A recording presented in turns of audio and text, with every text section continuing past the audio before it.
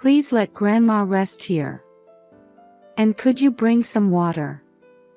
It was a sweltering day, with temperatures reaching a scorching 110 degrees Fahrenheit. When the doorbell rang, I opened the front door to find my nephew Ezra, carrying his grandmother Patricia on his back. Apparently, 10-year-old Ezra had walked all the way here in this blistering heat with Patricia on his back. The heat and exhaustion had taken their toll. They both seemed on the verge of collapse.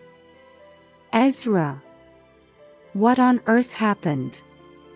Something was clearly very wrong. My in-laws lived in the next town over, a good 2-hour walk. But instead of showing concern, my husband Christopher flew into a sudden rage. Ezra and Mom. What's the meaning of this? This is ridiculous. Actually, Dad and Mom. Ezra pulled a tape recorder out of his pants pocket. To our astonishment, it contained a shocking recording.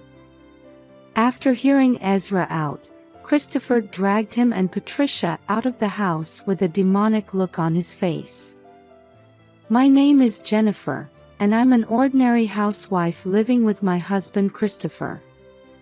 We're both in our early 30s but haven't been blessed with children yet. We'd hoped for kids since getting married, but conception eluded us. We underwent fertility treatments for years to no avail. It was a huge financial burden, and we eventually had to give up. Though heartbroken, Christopher and I had a strong marriage. I was determined to spend my life with just him. Christopher's father had already passed from illness. His mother Patricia lived with his older brother's family. Alexander was a famous appliance salesman, and his wife Olivia had been on TV as a cooking expert. They both had flashy backgrounds.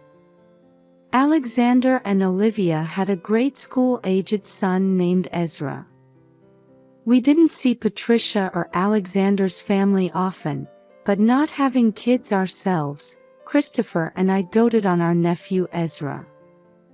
A family funeral brought us together with Alexander's family, including Ezra, for the first time in years.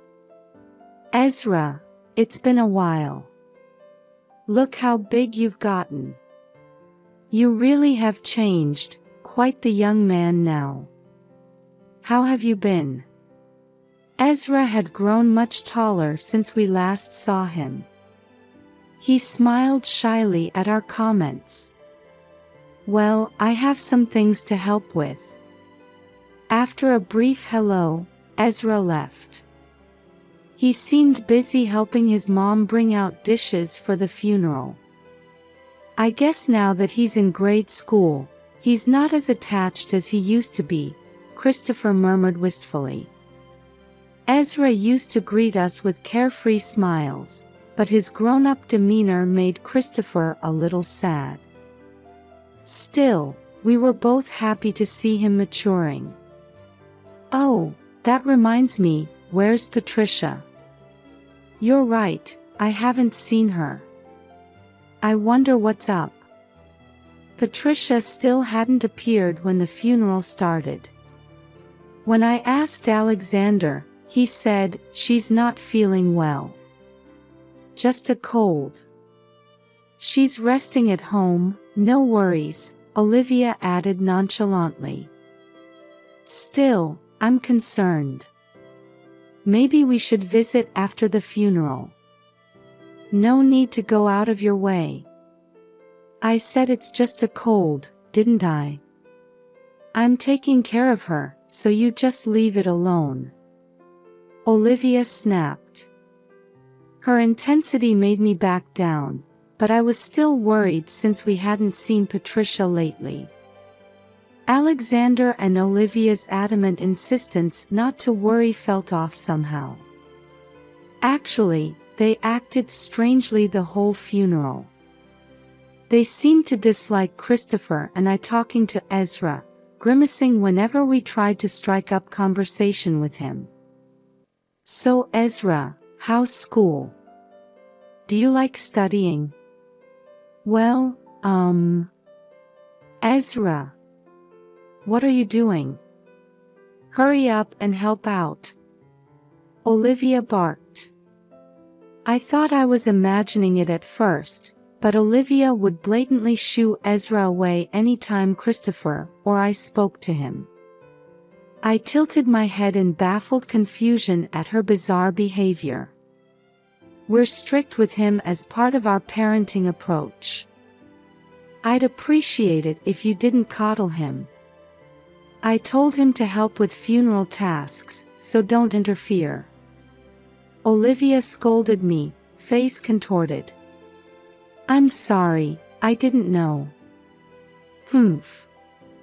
I guess you wouldn't understand, not having kids yourself. Anyway, just leave Ezra alone, alright? Hey, there's no need to talk to her like that." Christopher bristled at Olivia's barbed words. I hastily held my husband back and apologized to Olivia. "I'm sorry, we'll be more mindful. It's just that we love Ezra too." "Huh? You're basically strangers. Don't meddle in someone else's family." With that parting shot, Olivia stalked off. What's her problem? How rude can you get? Christopher was usually mild-mannered, but tended to lash out at unreasonable behavior like this.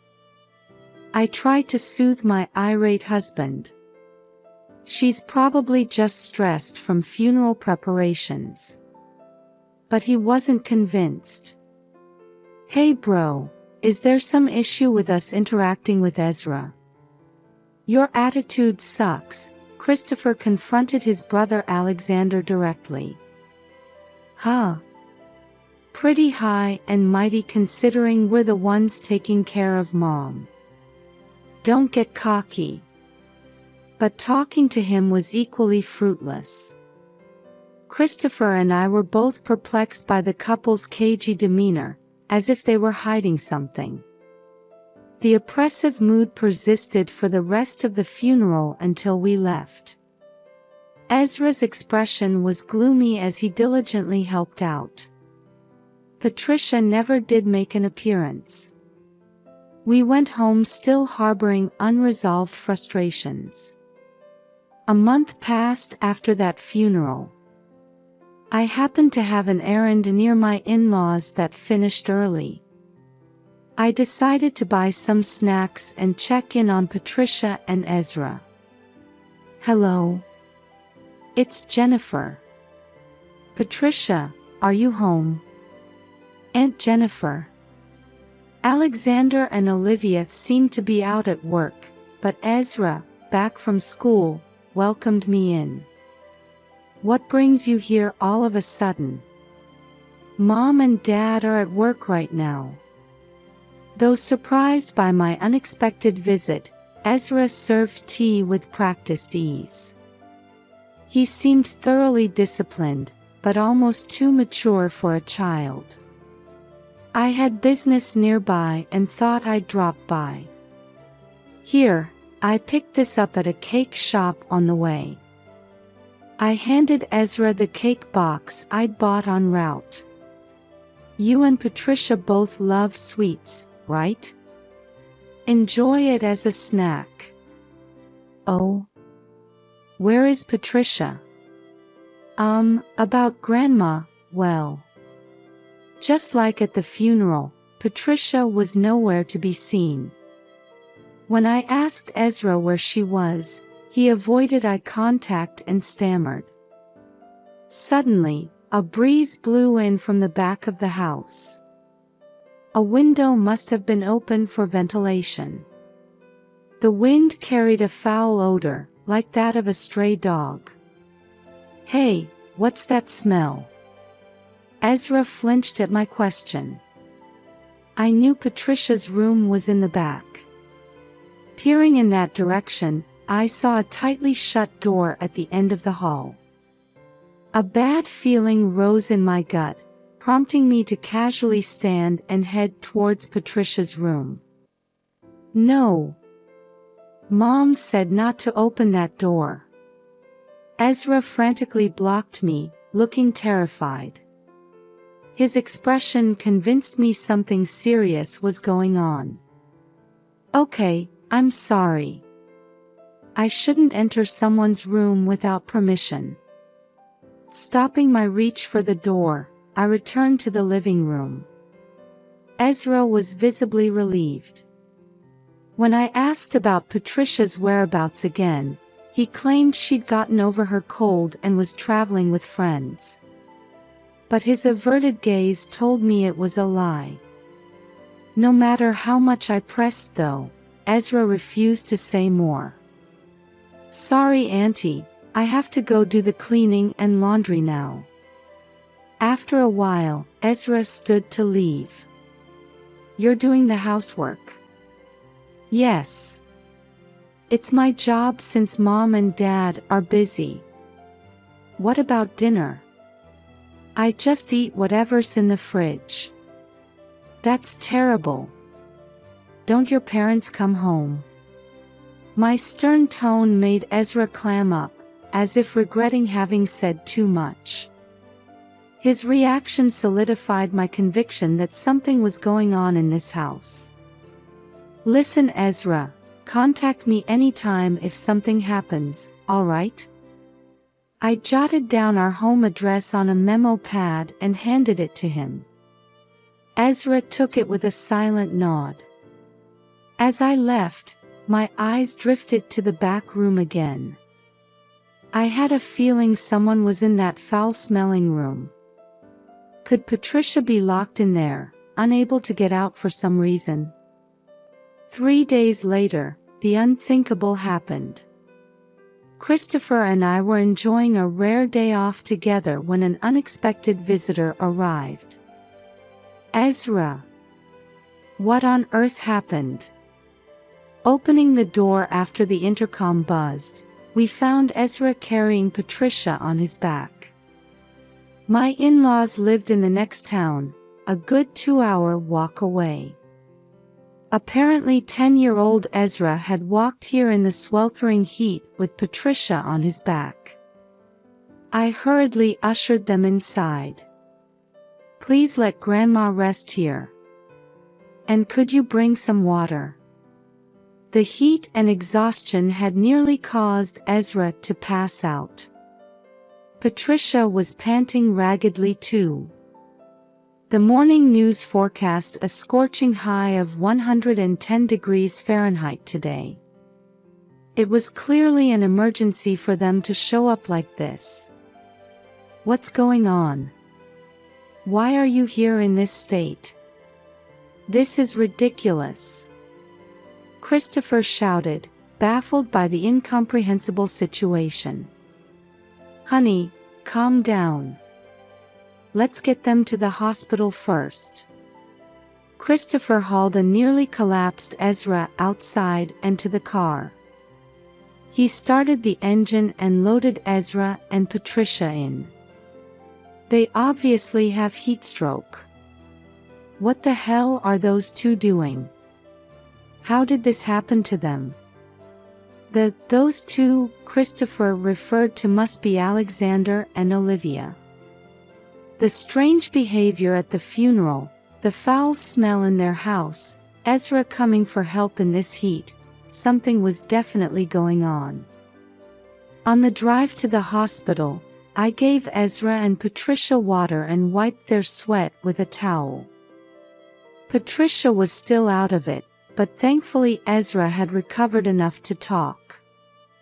Actually, Dad and Mom. According to Ezra, about 6 months ago Olivia stopped cooking meals and Alexander started locking him out on the balcony.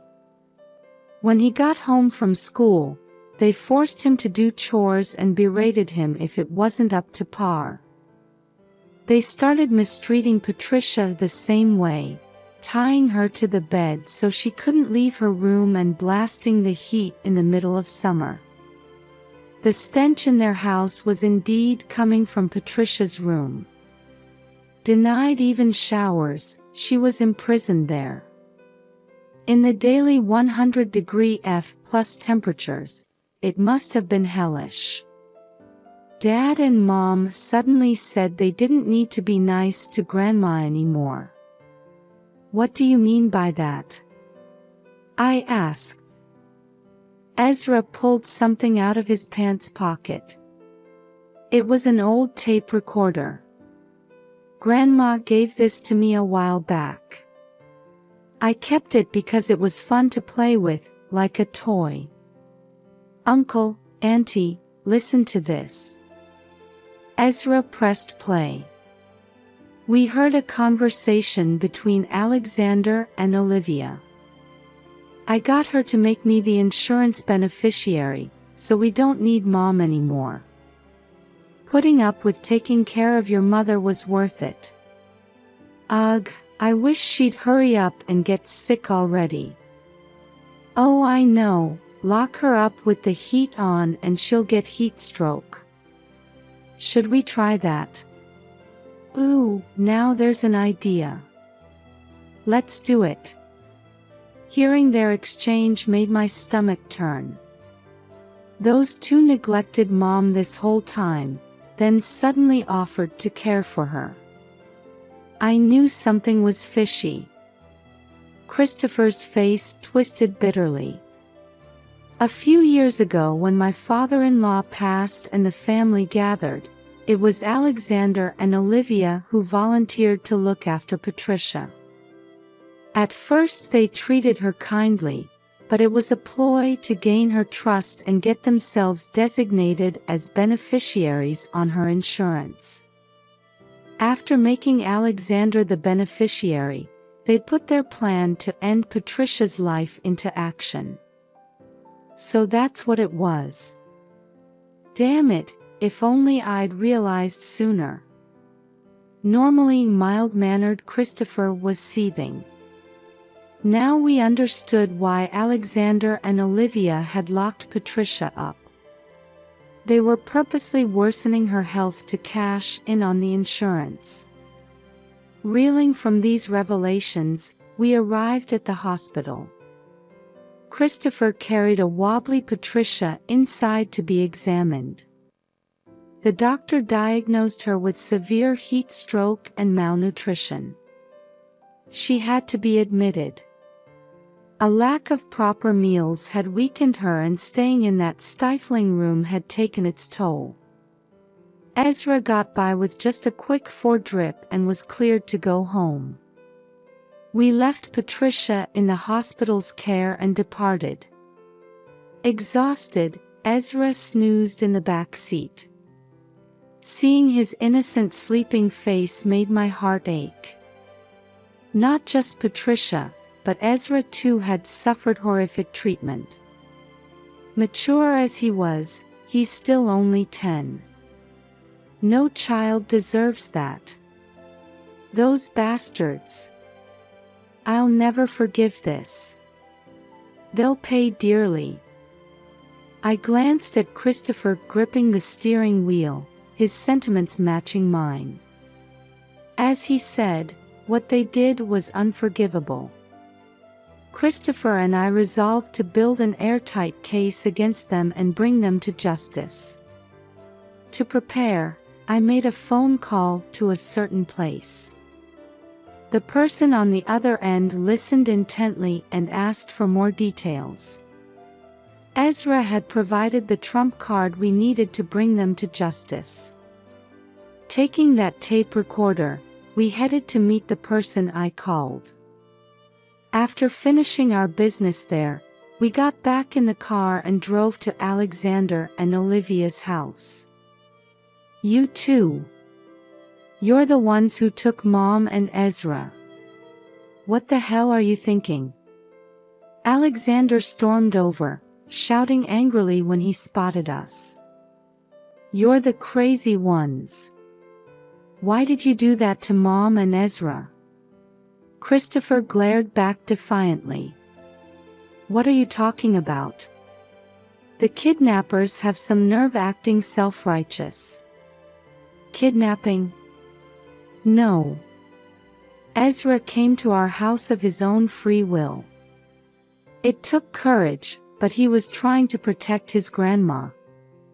A 10-year-old walking 2 hours in this heat is not normal. Ezra. What were you thinking, running off like that? This happened because you stuck your nose where it doesn't belong. Ezra flinched at his mother's furious voice. I stopped Olivia as she tried to grab Ezra's hand, her face a mask of rage. Stop it, can't you see that Ezra doesn't want to? More importantly, shouldn't you be worried about your child's health first? Ezra nearly had a heat stroke. Huh? What are you going on about? You're not even his mother. This doesn't concern you.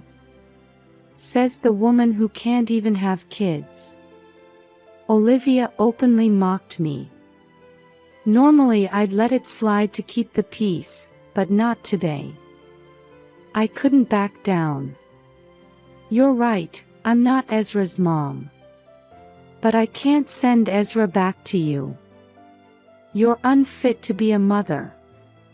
As I spoke, Ezra left Olivia's side to hide behind me. Ezra! What are you doing? Get over here right now. No. I'm not going back to Mom and Dad anymore. For the first time, Ezra outright rejected his parents.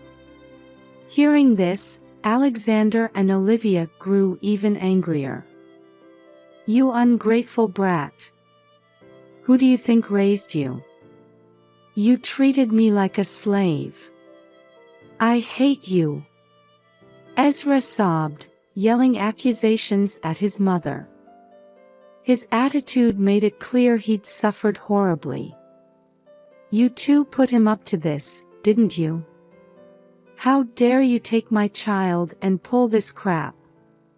Shocked at being spurned by her son, Olivia redirected her rage at us. I'll sue you for kidnapping, just wait. Their hysterical shrieks were loud enough for the neighbors to hear. But I couldn't falter now. Patricia and Ezra's lives were at stake. You're the ones who'll be sued. We know everything you did to Patricia and Ezra. Huh? We didn't do any dash. Don't lie. They tried to play dumb, but their demeanor was clearly shaken. You two are the reason they're so frail.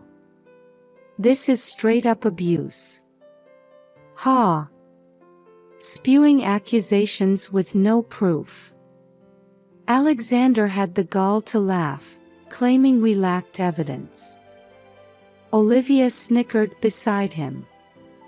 Too bad, but we do have proof. This. I pulled out the tape recorder from my purse. What's that? Empty threats won't work. They still looked smug. But that smugness would soon vanish. I played their conversation from the tape recorder Ezra gave me.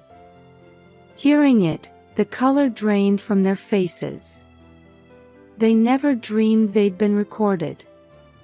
When did you, how? Ezra bravely got evidence of your scheme. Ezra did. Damn brat. Give me that. Alexander lunged at me. Let go. He was desperate to take the recorder, using immense force. I resisted but couldn't overpower him. He wrenched it from my grasp. You'll pay for interfering. I won't forgive this. Christopher stepped between me and Alexander's murderous glare. Stop adding to your crime. Don't you dare hurt my family. I held Ezra protectively, backing away from Alexander. You ruined my plan, you bastard. Alexander raised his fist to punch Christopher. Hey, cut it out. But then someone intervened. Why are the police here? Alexander and Olivia were thrown by the officer's sudden appearance. I had called them in advance. They must have deemed it an emergency, acting immediately on my report. This is a misunderstanding. We didn't do anything. That's right. Ezra, tell these people nothing happened. Say it. Olivia pleaded desperately. But Ezra turned to the officer and said, Mr. Policeman, they put Grandma in the hospital. Please arrest them. Ezra. You'd betray your own parents. Take that back right now. We're innocent.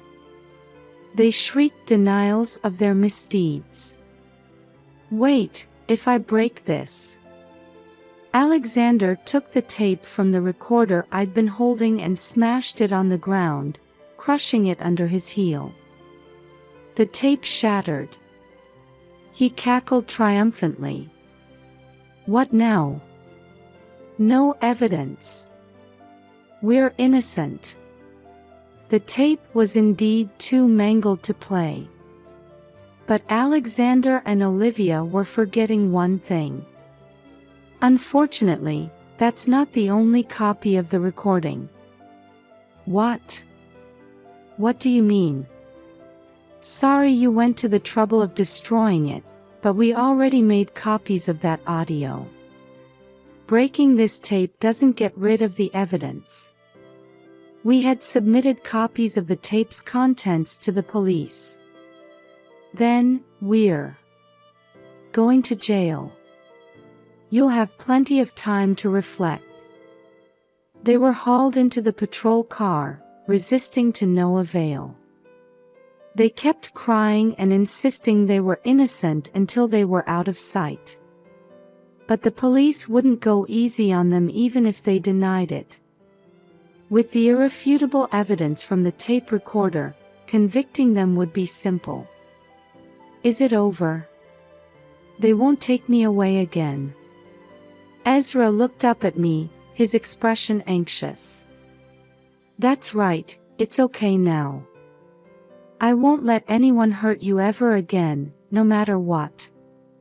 I hugged Ezra tightly as I said it. Afterwards, the police conducted a search of my in-laws' house. Their investigation revealed the harassment and imprisonment of Patricia by Alexander and Olivia. The couple was arrested on charges of unlawful confinement and neglect by a guardian. During police questioning, Alexander and Olivia confessed to appallingly selfish motives. Putting on a friendly face in public was so stressful. Just seeing Ezra's face irritated me so. I did it out of frustration. I figured if we locked Mom up, she'd eventually waste away and we'd get the insurance money. Apparently their crimes were motivated by insurance fraud and taking out their stress on others. If Ezra hadn't mustered the courage to act then, the worst could have happened. Alexander and Olivia's arrest made major headlines. The media coverage escalated daily, with reporters even sniffing out Alexander's secret office affair. Allegedly, as soon as he got Patricia's life insurance payout, Alexander planned to ditch Olivia and Ezra to remarry his mistress. Olivia, for her part, tried to pin the blame on her husband in court. My husband threatened me into reluctantly cooperating. I didn't really want to do those things. Please believe me. Olivia tearfully appealed to the judge, but was ultimately found guilty. Given the severity of their offenses, they'll likely be serving lengthy sentences. Hearing the verdict, Christopher and I both breathed sighs of relief. Afterwards, we took Ezra in to raise as our own. Patricia was so weakened, she had to remain hospitalized for a while. But with encouragement from Ezra, she recovered enough to be discharged. The house where Ezra and Patricia used to live with my in-laws was put up for sale. They said they never wanted to return to that place full of bad memories. Luckily, it was in a popular area and quickly found a buyer.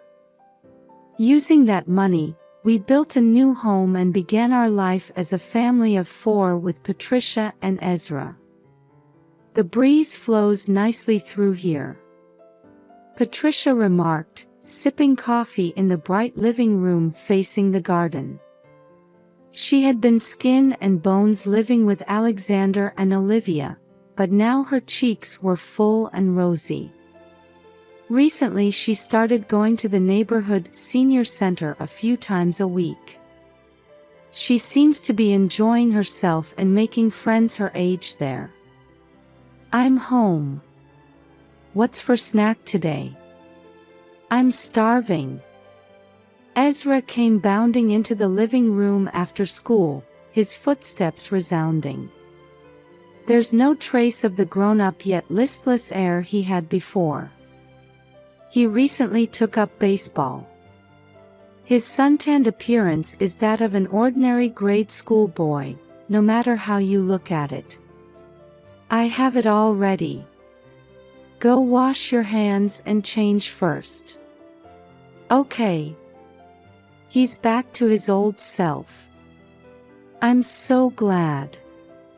Thank you, Jennifer. Patricia murmured happily, watching Ezra. Despite everything, he's growing up to be a fine boy. If Ezra hadn't come to us with Patricia that time.